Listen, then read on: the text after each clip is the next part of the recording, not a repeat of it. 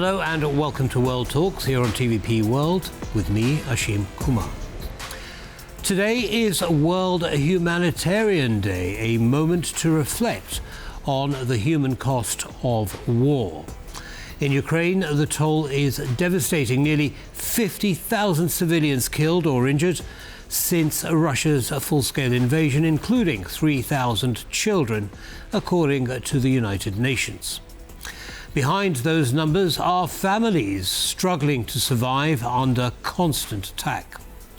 What is the reality for civilians on the ground, and how is Poland stepping up to provide aid? Well, to discuss this, I'm joined by Helena Krajewska of Polish Humanitarian Action. Welcome and thanks for taking the time to join us. So, thank you for inviting me. Pleasure. So, Humanitarian Day, what does this mean in general, but also for your organisation? So, World Humanitarian Day is a moment where we stop, where we think about our fallen colleagues, our colleagues who were injured, who were kidnapped during the course of work. But also it's the moment where we celebrate what we could achieve during this time, during last year, for example, last decade. Tell us something about those achievements. So, Polish Humanitarian Action has been active for 33 years, and last year we managed to get to 1 million people with our aid, with our activities, with educational activities as well. Okay. And we spent over 100 million PLN on this.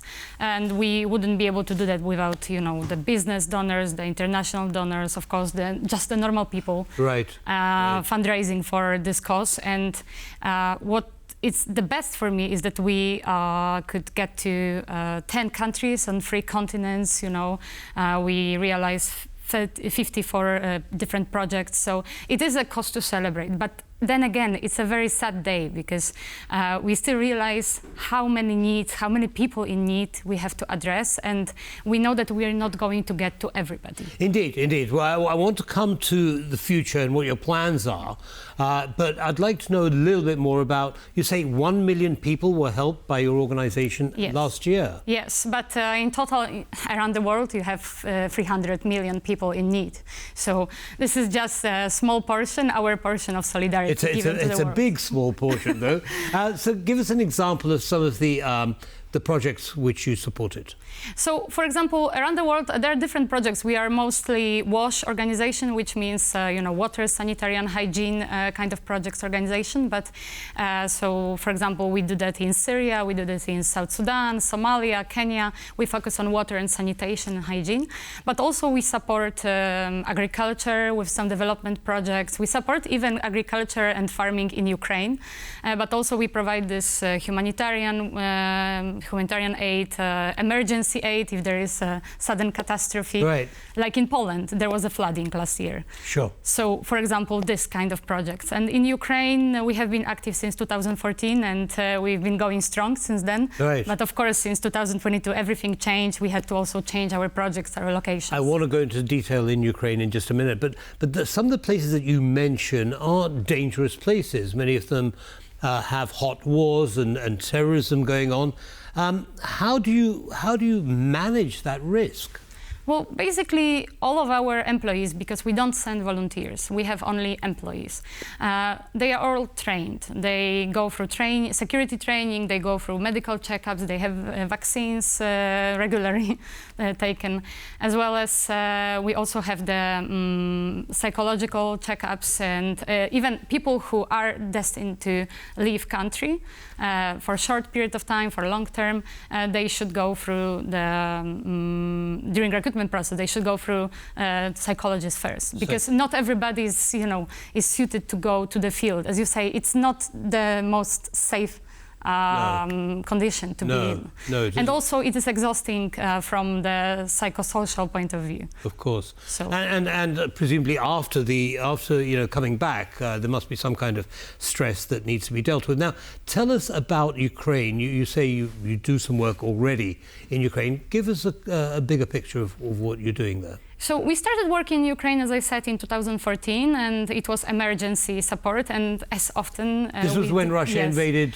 Crimea. Exactly. So the beginning of conflict. We tend to forget it started already 11 years ago. But so as often we realized afterwards that we need a permanent presence in the country. Okay. So we started, forming our offices in 2015, and we've been working mostly on the eastern part of Ukraine, on this line that divided Ukraine, and also we were working in the non-government controlled areas in Lugansk and in Donetsk. But as I said, so you say non-government control, you mean Russian controlled? I mean what was back then, because we were calling it non-governmental controlled areas, which means they were not under the control of government in Kyiv. Right. So sometimes it was very difficult to decide whose control is there, Understood. but nevertheless the people were there. So what were the biggest needs that you attended to in that region? Let's start with Eastern Ukraine. So there were very basic needs, because people needed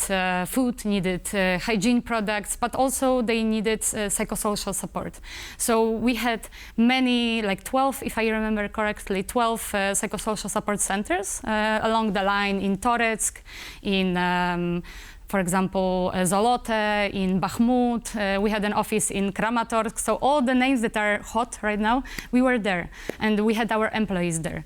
And also we were providing some livelihood support. We were trying to get people this support that they need, so they don't have to be dependent on the humanitarian aid. Right. But most of the people who needed aid at that time, it was around 3 million people, were elderly, people with disabilities, people with chronic diseases, people who were just left alone, or they were isolated in some areas. So right now, the needs are a bit different. Right. So I mean, how does it work again on the ground? I mean, the Russians aren't known for, for respecting aid workers, journalists, and so on. How difficult was it for your employees working in that region? Well, the humanitarian organizations, they adhere to some rules, including neutrality, impartiality rules. So yes, but the Russians don't. Right, but we were adhering to those rules, which means that we wanted the fix that we wanted were the security of people who we are helping, our security, but also access. So we had to go through some negotiations, we had to cooperate with local governments, and then also we were joining sometimes international convoys if there were some, for example, bigger cargo on hygiene products, for example, crossing the line. But this line, also people were crossing this line to the government-controlled areas to receive aid. So it was a bit complicated back then. Many different ways of distribution. Now, I mean, this sounds like a very, very, as you say, a complex process. What other organizations do you work with, and what do governments do to support you? So in Ukraine, there are around, under 500 different organizations, private foundations, international organizations, UN agendas working together. We are working in clusters. We are cooperating with some international donors, like we were cooperating with ECHO, with UN OCHA, so the Coordination Office for Humanitarian Aid. Also working with GOL from Ireland. We were working with Action Aid. And right now, we are also having the project under USAID. Okay. So it's a big 3-year project and getting actually to the places where the aid is very much needed. So in the east, in the south. And what about Polish government support, Ukrainian government support? How's that fit in? We have been beneficiaries of the Polish aid for years, and right now there are also other projects funded by Polish aid, but we are not the beneficiary of the project. If somebody wanted to support your organization, what would they do? So we are accepting donations, and we prefer somebody staying with us monthly, you just need to go to pah.org.pl and you can just donate. You can also donate through CAF, different places where you can donate.